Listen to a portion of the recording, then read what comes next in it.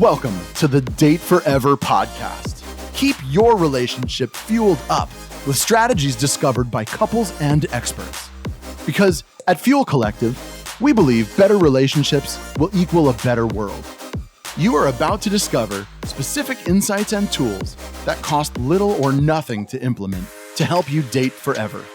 And now, here are your hosts, a couple who always have a half-packed suitcase and a date night in the calendar, Sammy and Nathan Yeager. Welcome to the Date Forever podcast. In today's episode, we're talking all about the practices for deepening your relationship with yourself and your special someone. The things we talk about are listening to your mentor within, how your inner mentor can help you make powerful decisions, what are win-win-win decisions, and how do they impact people around us, and the power of having guiding principles in your relationship. Now let's get into it. Welcome to the Date Forever podcast, everyone. Today we're welcoming Rosemary Shapiro-Liu. She is the founder of Triple Win Enterprises, creating wins for you, those around you, and the world. She cut her social justice teeth in prisons and ganglands of Cape Town, South Africa in the 1990s, where a chance meeting with Nelson Mandela helped to secure the new juvenile justice system she and her colleagues were campaigning for. Rosemary's book, The Mentor Within, is a self-coaching tool based on mentoring dozens of women leaders between 45 and 65 to turn their passions into Triple Win Enterprise, projects, businesses, and organizations. Recently, she founded the Facilitation Academy, teaching accidental facilitators, those who find themselves in front of audiences, to make every meeting, workshop, and conference worthwhile for every person in the room. Rosemary and her husband met in Spain learning Spanish. He was there learning flamenco and stopped to learn the language of the dance. Rosemary is a tango teacher and was traveling the world in the tango community and stopped to learn the language of dance. He is Chinese Australian, she is Jewish South African, 10 years older, yet the real difference was tango and flamenco. They had to work through that, and together they have a 10-year-old son. Welcome to the show, Rosemary. Such a treat. Thank you. It's wonderful to be here. Thank you, Sammy and Nathan. Thanks so much. So just to kick off, can you just explain to us what is our mentor within? The mentor within is your inner wisdom. It's there from when you're very young. You build it up. You understand what to do. Even if you cry because you need a bottle or because you need attention as a baby, you've got the wisdom to survive in the world and to cope. And slowly but surely over the years, as you grow up, there are things that might get in the way of your being able to access your wisdom within. And that I call the monster within. So the wisdom within is what your mentor can be. So learning to be able to be your own mentor is the goal. So do you define that differently than your intuition? Yes, Yeah. I do. So intuition is part of finding your wisdom, but wisdom is also knowledge. So it's knowledge and intuition. It's really what goes on in your head and your heart. And it's to do with the things that you've learned through your life that help you to know what's good for you. And your knowledge about how to care for yourself, those around you, and the world. So that is your innate wisdom, and it's also grown through your experiences. And then what's the monster? What feeds the monster, or what creates the monster? I think all of us can just have a little think and we go like, when do we not do what we should be doing? When do we have a gut feel or a knowing and we still go ahead? When do we listen to people talking to us, the naysayers, who say, you shouldn't do that, it's not good for you, but you know that it is? All those little voices that are the other ones, the ones that come in and say, nah, you can't do that, nah, you've got to be silenced, nah, that's not for you. That's your monster getting in the way. A lot of people call it the imposter syndrome. But certainly in life, in relationships, in work, you might find that you know stuff, but you just want to ignore it. That monster keeps coming up and getting in the way. If you can turn down the volume of your monster within, you can access the mentor. So, and is it necessary to have a push-pull relationship with that monster and mentor? In my book, I interview a woman who has dissociative personality disorder. So she has a number of personalities that live with her. She's somebody who I knew quite well, got to know quite well. And on the second day after I met her in a different context. And I went up to her and kissed her hello, and she recoiled as if she'd been bitten. And I'd spent the whole of the day before with her, and I couldn't understand this. And her different personality had turned up that day. She speaks about the fact that we all have what she calls parts. So not necessarily personalities that are fully formed with a name, but we have different parts. And sometimes those parts need to tell us stuff. So we need to listen to the messages of the monster within, she says, before we push it to one side, because it could have an important safety message or an important warning message or an important consideration. So we do have to hear it, but then we can push it aside once we've turned down the volume. Yeah. So I guess what stops us listening to and acting on our inner wisdom, whether it is the mentor or the monster? That can be personal, it can be from community and from the environment that we're in. So women very often second guess themselves because they'd rather do that to themselves than have someone else do it to them. Black people in a mostly white society, people who are any kind of minority group, perhaps people with a disability who don't want to get trodden upon by other people. You often see very overweight people trying to make themselves quite invisible so that people don't attack them, people don't be nasty to them. So anybody who feels that they need to kind of protect themselves a little bit will actually, that monster will possibly get in the way, or the monster can turn aggressive and really be quite difficult and take over from doing what it is that we need to do. So what happens when somebody's got the strength or the ability to really listen to that mentor within? What happens? I see this in coaching all the time. I see people turn up with a kind of a series of events and experiences that they want to talk about that have happened to them in their lives that have got in the way, but they won't necessarily frame it in that way. When they've worked that through and seen what does and doesn't serve them, what they can and can't control, what is good for them, what isn't good for them, and they've brought all their stories and kind of worked them through to look forward, when they get that access, what happens is they start noticing that they can make decisions much more easily because they know their path in life. They know where they want to go. They know what they stand for. They know their values and they know their strengths and they know their abilities. And then it's easier to just streamline the decisions that would have got in the way and kept you awake at night because you kind of know where you are. And that mentor within can be quite benevolent and kind if you allow it to be. So I guess what I'm hearing is that you develop quite a strong sense of certainty in who you are and where you're going. Yeah, so that'll be named in some groups the North Star. Yeah. Some people will talk about, like Jill McLaren's book, Think, Plan, Live, where it talks about your life design, you know, where you put your design in place and that's where you head. There are lots of groups that organize to get you to your direction. But what the piece is with the mentor within is that really taking that on and sitting on your own lap and giving yourself advice is a wonderful thing to be able to do. So do you think of the mentor within as a muscle? Is it something that can get stronger and stronger? That's exactly what it is. Exactly. And what are there some daily practices or things that we can do? Because you just mentioned like that self-reflection or self-coaching piece. Can you talk to us a little bit about that?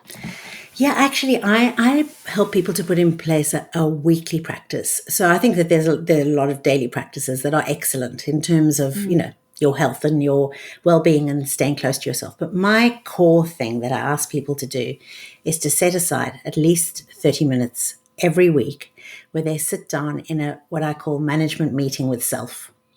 So you literally spend the time on a rock, if you like, sitting, you know, a place like this perhaps, or, you know, on a river. You want to sit in a cafe. You want to sit, nowadays you've got to be a bit more careful of that. But let's say you're going to go and sit somewhere where you want to be. And you're going to look through 6 or 8 sections of your life. And I talk about, you know, they could be your acquisitions and wealth. It could be your community engagement. It could be your spirituality. It could be your family. It could be your relationship and your home, or your relationships and your home.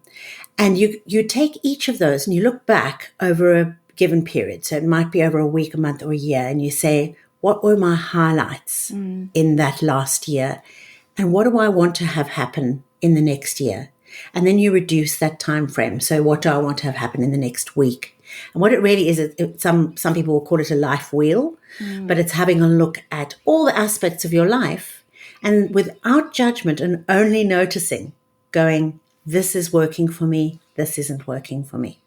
You might sometimes need to engage somebody else. So you might need to have a best friend or a connection or a coach or whoever it is to help you work through that, because you might be telling yourself the same story all the time and your mentor within might not be able to be inside there. But if you can get to 6 or 8 characteristics of your life and keep checking in on them every Monday without any judgment, it's kind of magical. Things shift so amazingly, but you have to have the rule of no judgment.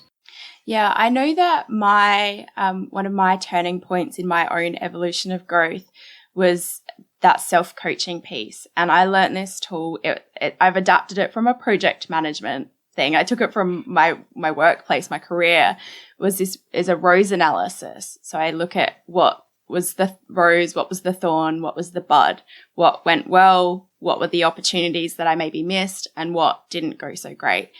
And I found that taking that time for self-reflection on those various areas of my life, using a framework that helps me identify, well, not everything I did was bad, but not everything I did was the way that I want it to be in the future. And that definitely increased both my self-awareness and my continuous growth, because it stops me doing the same thing and getting the same result and then getting frustrated by the fact that I'm getting the same result.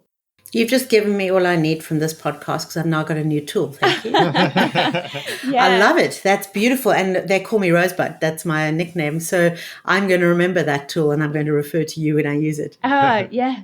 Well, I use it to run like my own internal debrief, but it works really well on a project basis too. So it can adapt. And debriefing and retrospectives, anybody who's involved in the agile world will know that a retrospective is the absolute core to where you're going to go forward and decide what you want to do with your sprint or decide what you're going to do in the next phase of your life. But you've got to be able to look back without judgment, and you've got to be able to take the strengths out of that and move forward. And just a short story that's linked to that. The reason I started doing this was in the year 2000 when my mother died. And she was relatively young. She was 69. Very amazing woman, political activist. She'd been imprisoned during the time of apartheid in South Africa. Everybody adored her. Big, larger than life. She was never going to die, and she died.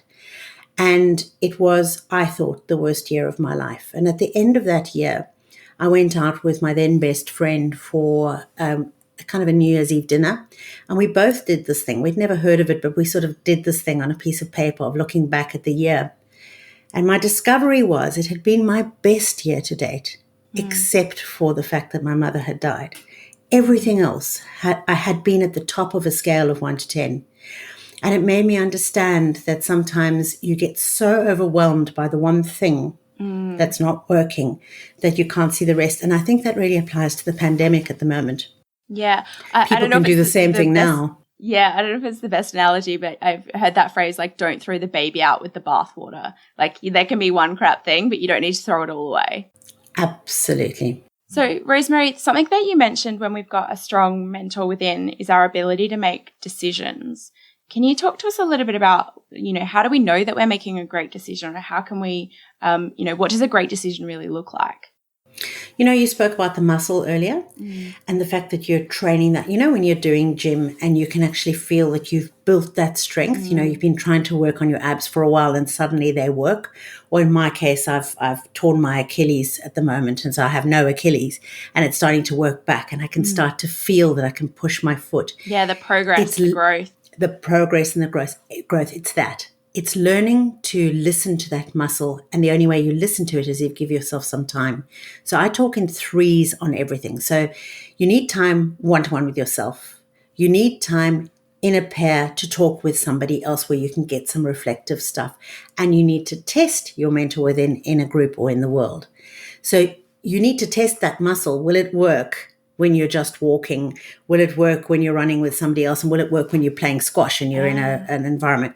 It's the same kind of thing. You use those Mondays to reflect and to look at, the thorn, that's beautiful, the thorn, the rose, the bud, to have a look at that on a Monday and get a sense, listening to your gut and listening to the experience of what's been fed back to you. So in the one-to-one with other people, sometimes you'll try things out kind of that are wrong for you. You pick up too much weight and you injure yourself. You might do the same thing with your mentor within. So if that analogy to a muscle is a really useful one. And that's exactly it. Over time, you will know, but you might need somebody else to reflect with, or you might need to test it out in the world. So is there a way, that we can work through some of these decisions? Like, is there a process that you go through to coach your mentor within and to try and build that muscle? Yeah. So everybody will have a different way a bit like we all have different ways of learning. Yeah. So we'll have a different way because we might be an introvert or an extrovert. We might need to talk with somebody else or talk with ourselves. But the method of testing those decisions, there are a lot of decision-making techniques that you can use. So one of the techniques that I speak about in the book, but now that I'm studying Agile, I see there are about 10,000 more that one can use as well. And I think we should use what we find at work to work in our lives, like you said, Sammy. But there's a lovely decision-making technique. If you, there are two. The one that I like to use is when I'm coaching people and they say, I can't think what to do. That doesn't seem right. I don't know. Ask them, what do you want to do about that? They go, I don't know. I say, well, what are 3 things you can do about that?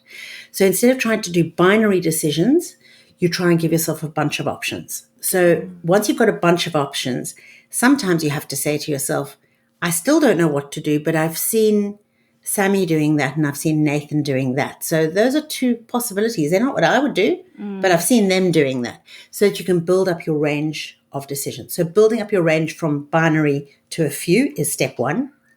But the second step is then taking all those possibilities, all those choices that you have, and comparing them to one another in a binary way. So let's say you've got 5 choices. You compare 1 to 2, which one feels right, and you give it a mark. You compare 1 to 3, 1 to 4, 1 to 5. And then you compare 2 to 3, 2 to 4, 2 to 5, and you give them a mark, 3 to 4, etc. And then you actually get a score that tells you which one feels right. So that's just on feeling. But if it's done quickly and without thinking about it too much, it's a powerful decision-making tool. Yeah, I love what you've just shared there, because this is a key learning for me too, was that if you've got one choice, you've got a dead end. If you've got 2 options, you've got a dilemma. And if you've got 3 or more, you've actually got the opportunity to make a decision. And that reframe of having, forcing yourself to get into creative thinking and critical thinking, to solve problems, you come up with different solutions. Like, you really do start to flow. And it doesn't have to be like, this is the perfect, solution or the perfect option, but you get it down anyway, because then it helps flow and then you might adapt, and the next one might actually be really good. So I really like that. There's another little piece that I use in facilitation training, which can be used by yourself as well, is to do free writing. And you put the decision at the top of the page, and then you just write, I notice, and you write for a minute. I feel, and you write for a minute. I need, and you write for a minute. And that was something I learned from a colleague, Claire Jankelson. I use it probably in every facilitated environment I'm in. And it gets people to really center and really think through their stuff based on what they notice, what they feel, and what they need. And that expands. Basically, a decision needs to be expanded before it can be contracted. Yeah. That's really what I'm saying. So, Rosemary, a lot of what we've been talking about is really this date forever piece about dating ourselves. And I really believe this, that we have to continuously date ourselves, and as we evolve and as we grow and get to more intimately know ourselves and our relationship with ourselves. So this has been cool, but I'd love to shift gears and jump into dating forever in the context of dating your partner. So can you give us a little bit of a summary of your relationship? We heard a little bit in the bio, but I'd love to hear it in your own words. I was 40 years old and had lost both my parents in relatively quick succession, and had spent a lot of time sorting out things that you need to sort out after parents die. And I was single. I had had some wonderful relationships in my time, but they hadn't been the right ones. They had all been good and positive, but not correct for long-term connection. And I kind of knew that, and probably the other people knew that too. So at the age of 40, after I'd spent this time dealing with my parents' lives and sorting out their house, etc., I took off for 6 months. I had what would probably be now the equivalent of maybe, I don't know, something like $6,000 in my pocket for 6 months for everything. And I was going to go as long as either my money or my time ran out. My idea was to really get around the world and dance tango on every continent. That was my little aim. And so I managed to get to almost every continent, didn't get to North America or Antarctica. And within 1 month of being on this journey with myself, it was the biggest date with myself I could ever make. It was all the money I had available, and it was all the time I had available before I needed to work again. And 1 month into the journey, I was recommended that I could learn Spanish in Spain with this amazing school, because I was dancing tango and didn't understand the language of the dance. And I arrived there to the most exquisite space in Granada, opposite the Alhambra. And early morning on the first day, I signed into a course, and this guy turned up, and he was kind of disheveled. He was late. He didn't have a pen. He borrowed mine. And I thought to myself, good grief, how all good romances start. Exactly. And he walked out straight after the exam started. And I thought, good grief, arrives late, leaves early, a bit arrogant. Who is this guy? So I walked up to him at tea time, and I said, why did you leave? And he said, well, I can't speak Spanish. I didn't understand what the form said. So I wasn't going to sit there and look at the form. So I left. Long story short, he was in Spain to learn flamenco and the language of his dance, and I was dancing tango and wanted to learn the language of my dance. So while there were enormous differences between us, he's Chinese, Australian, I'm Jewish, South African, I'm 10 years older than him, he's Catholic. We really just kind of understood one another from a very early stage with no thought of romance, just doing a lot of wonderful things together. In an environment with shared interests. And I think the greatest difficulty was overcoming the flamenco and the tango, because that was very different. The rest is history. This is now 16 years later. We have a 10-year-old son. We live in Australia together, and we're exceptionally happy. Wow. Wow, that's beautiful. So there must have been some incredible conversations with so much polarity. Like in those early days, you must have just been like, tell me everything about your life because it's so different than mine. No, quite the opposite. Not even a piece of it. We totally didn't see polarity at all. I think that was what was so interesting. We only spent our time doing things we both liked doing. So we followed the dance. We talked about rhythm. We talked about politics, where we're very strongly aligned. We talked about values. We made a very strong decision early on to not talk about previous relationships at all, unless we one day needed to. And I think that was a massive, massive shift in my life, not bringing in a whole lot of the past, just being in the moment.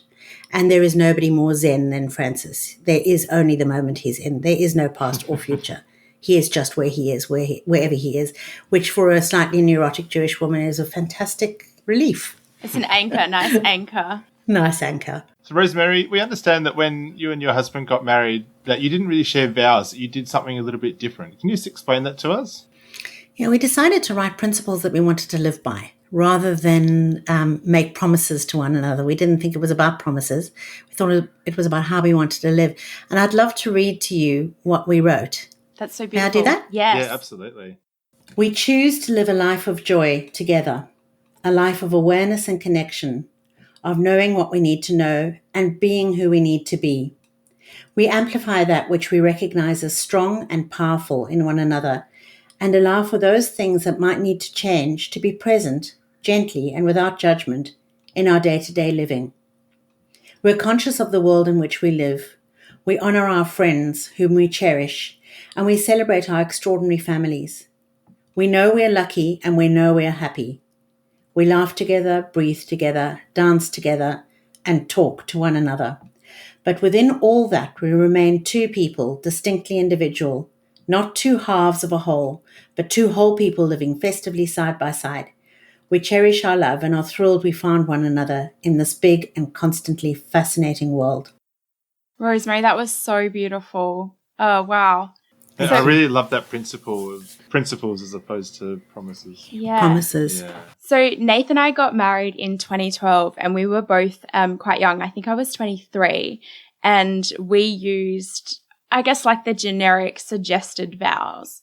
And then when we renewed our vows at our 5-year anniversary, we wrote our own and we were brave enough to say them to each other. So maybe for our 3rd vow renewal, we will not have vows, we'll have principles that we can write together. I really love that. Thank you so much for sharing that with us.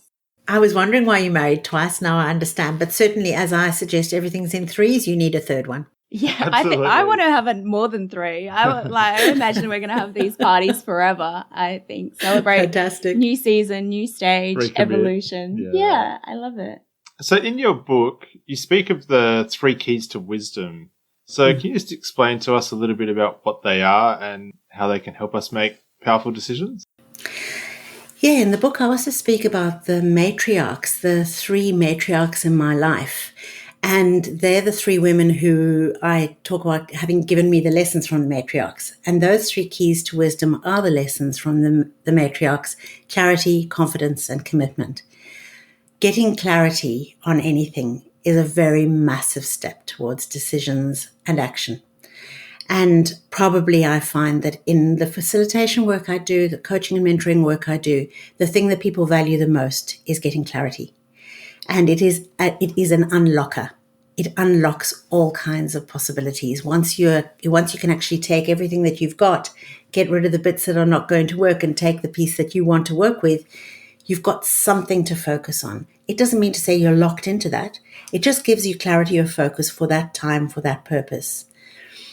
The confidence is, particularly for women, a massive block. When I get people to write expectations on little sheets in workshops, and I've got a large group of women, whatever the topic, the biggest group of papers that I'll have on the board that I've got to group together is the word confidence.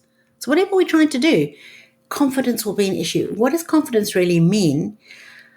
In those cases, I'm not too sure, because when you get to work with people, they are confident. It's almost like a language we've learnt to say. I'm not confident about that. So knowing what to do, the knowing often just gives the confidence. And then the practice, the muscle, gives the confidence. So that's another key to unlocking that wisdom and that ability. And then the commitment is the one that I think most people fall down on. I know that you've both got a lot of experience of seeing businesses and how businesses work. And the accountability structure, both to yourself and to a partner and to a group, is the key that keeps you inside of your wisdom. Because most people, once they've got the clarity and the confidence, they go, you know what? It's too hard. I'm not doing it. And then if they've got that commitment to themselves to meet with themselves once a week, they've got that commitment to a partner or a friend or a coach or whoever they're going to connect with, and they've got that commitment to a group to talk through their stuff, those people will hold them on track. So those 3 things seem to kind of hold you practicing that muscle of your mentor within and knowing it's possible to do. So Rosemary, I'm going to assume that yourself and Frances both have this practice of self-care and self-reflection and carving out that time for yourself. I'd love to know, how does that impact your relationship? I'll just backtrack 1 second. Because Frances has become very interested in Agile and now has a position as an Agile lead in e-health, all the practices there are absolutely aligned with what I'm speaking about. But I did this coming from another place, not knowing about Agile. Now I'm learning Agile. And he's come from a sort of a data background and, architecture in high-end telcos, so very much based in the IT world, and picked up Agile. So he moved towards this, and I moved towards this from another place. So it's fascinating because we can actually really work on that. So if you let us free for a minute, we go insane talking Agile and how the methodologies work and how the facilitation practice and the coaching backs that. That's what we'll do to the irritation of everyone else around us, and we'll have to remove ourselves and continue the conversation. But what that speaks of is a passion that we've both come to from different places long after we've been together. So we've obviously had these interests, but we've got new interests now, and the conversation is, it flows, it's exciting, and it's dynamic. And we're both engaged in this, in our work, and then therefore we can do that together. We don't sit down on a Sunday night and do a retrospective. We don't do that. We will use the retrospective thinking to make some decisions, but we don't actually have a practice as a family that we run the family as an Agile practice. We did try once, but I think that was kind of, too much structure. Yeah. So what do you do to keep your relationship fueled up? I think it's really that thing that you speak about, being two separate people who are both growing and developing on their own and can connect. One of the things that I think is imperative, particularly for men, is that men have male friends. And we value the fact that Francis has male friends from when he was a child and friends that he's met recently. He belongs to something called the Men's Table, which is a fantastic grouping of people that come together and talk about things that men don't usually talk about. So the only rule there is that they don't talk about the cricket, the rugby, the top acquisition, level. the whatever. Yeah. They gotta talk go about deep. real things. Got to go deep. Got to go deep and got to be in a kind of a good connection. Doing that is important. Each of us having time out is important to do our own things. Each of us having time alone with our child. A kind of an understanding between the whole family of what we need. So, for instance, a practical version. We travel a lot. And when we travel, we always say, what's the main thing for you? And we ask our son, and he's obsessed with transport. So he wants to see transport. We ask Francis, what's the main thing for you? I want to eat and I want music. That's his thing. And then we say, what's the main thing for me? And it's, I want to look around. And then we have to keep assessing, are we all three getting what we want? And that kind of fits into my triple win thinking. Everybody has to win through the process. Everybody has to be able to give to one another, but to also take from one another. So can you just briefly explain what that triple win means? Sure. Triple win is about wins for you, those around you, and the world. That's the simple version. It's a triangle, and it's the capacity for you to feel like you're getting what you need and everyone around you, that's your work colleagues, it could be your family, it could be your partner also, and that the world is benefiting. But there's a key. Each of those three needs to both benefit and contribute. If people only benefit, for instance, charity, where somebody's giving and somebody's taking, the people who are taking start to feel powerless in the situation. They are recipients. The people who are giving start to, their altruism will run out at some point and turn into resentment. So charity doesn't work. But if charity is then worked in such a way that the people who are receiving are able to give in some way, it doesn't need to be financially, of their knowledge, of their skills, and the people that they're working with can also benefit and contribute, then it becomes dynamic and it becomes a kind of a circling process that moves forward like a wheel. But win-win is static. It's just, you're okay, I'm okay, mate, we're all right. Triple win brings in the dynamic. I like that you touched on that and I think that dynamic plays out not just in charities, but in, in relationships, in workplaces. Like, yes, you can't do one thing continuously. You can't exhale. You can't inhale. Like, even doing it, I can't do it. You have to have both. You have to have that ebb and flow. So I really like that you touched on that and shared on it. Rosemary, I want to come back to something that you touched on before around the duration of your relationship and that the two of you being, these incredible independent people with your own lives and things. But I thought it was so interesting that you said that the two of you have gone out and effectively brought new information or new ideas to your relationship, and it sparked this whole, I guess, new passion or new interest that you've got shared. Can you talk to us a little bit about, I guess, over the duration of your relationship, how you've done that, I guess, in a proactive way? I think that we've talked about what it is, and the word that we've come up with is curious. We're both extremely curious in different ways and in some similar ways. There was a person who told me a long time ago about relationships, and he said you travel next to one another for a while, and then one of you goes off and gets something to bring back to the relationship, and then the other one goes off and brings something back, and then you travel together. And he told me this maybe 25 years ago, and I remember him putting his little fingers in the air and showing me how you travel next to each other, and then you go off and get things. And his point to me at that point, and this was kind of a mentor of mine, his point to me was a relationship, if it stays static, isn't a relationship. It's just a static place where you kind of live. If you both have curiosity and you both have interests and you both have the capacity to support one another to do what it is, it might not be the same interests, go off and do them, then the relationship has something dynamic happening when you come back together again. Yeah. And it's that dynamism, what we're all three, actually, my son and my husband and myself, we're really curious about particular things. We've each got particular fascinations that are separate from one another. And then we've got a few things we just love doing together. We're also quite different in personality. So when you said before, did you sit down together and talk about the difference of being Chinese and Jewish and Catholic and Caucasian? No, we didn't. But we do talk a lot about how we are enormously different as people. And we try not to criticize one another. You do this. But to say, I've noticed that when you do this, I do that. Or I've noticed that you do this. Is that something you believe, or is that something that's a habit? So we'll be curious in finding out the differences. Not always. Sometimes we'll just shout. But we will generally be quite curious to find out what drove that.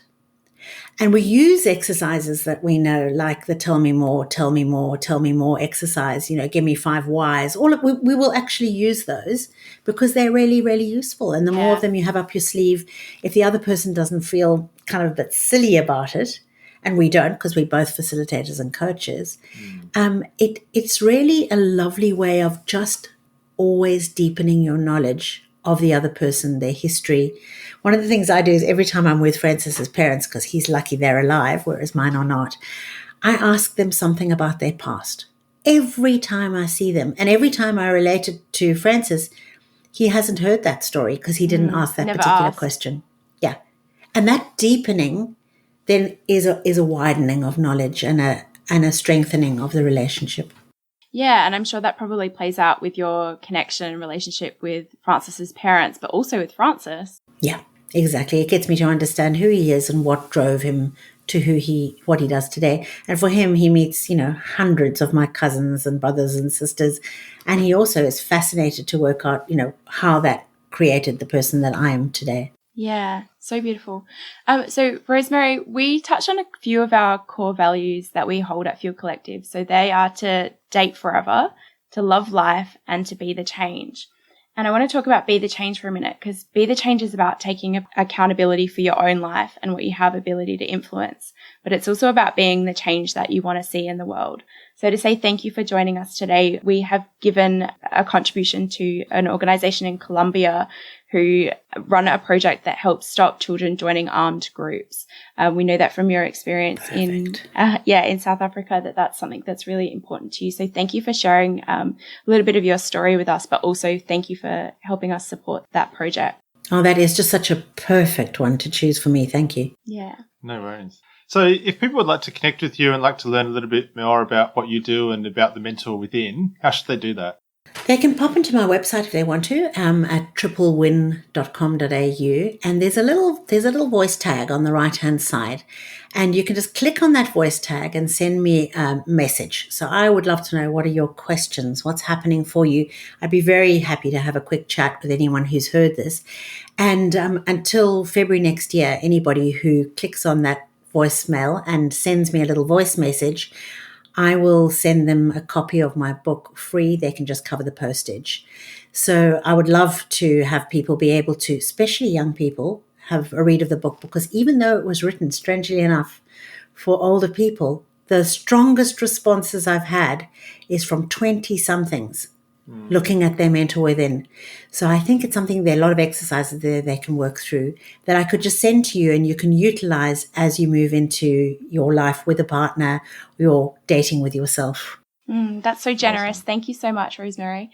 I want to do one last thing. If there was a speed tip or practice that you would encourage couples who are in the early stage of their relationship, or someone who's developing the relationship with themselves, what would be the one practice you would recommend?